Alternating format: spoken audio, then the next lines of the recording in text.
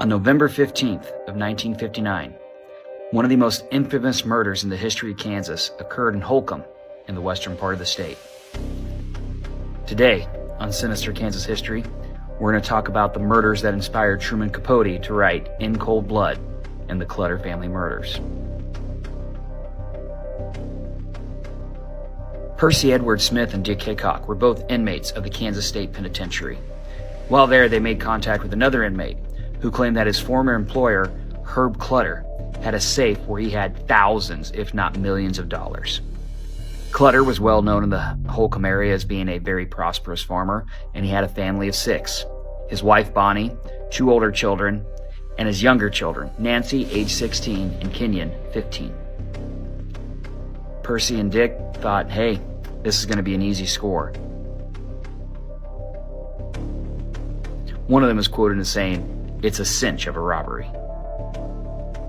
When they arrived in the house at the early hours of November 15th, they tied up the family, ushered them into different rooms, and took Herb into his office and tried to find a safe. What Hickok and Smith didn't know was that Herb didn't have a safe, and that almost all of his business was done exclusively by check, for the sheer reason he didn't like carrying around cash for fear it would attract unwanted attention. The 2 men made their way from the house, ripping it open, trying to find the safe, and couldn't find any. Finally, they resorted to murdering the family and killing the 4 victims of the Clutter household. Immediately, the KBI engaged in a manhunt, and 6 weeks later they were found in Las Vegas, Nevada, and arrested and brought to justice.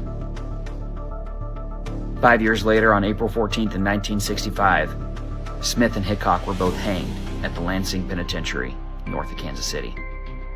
During this time, Truman Capote, along with Harper Lee, came to Kansas to begin writing their story and report back on what happened in Kansas.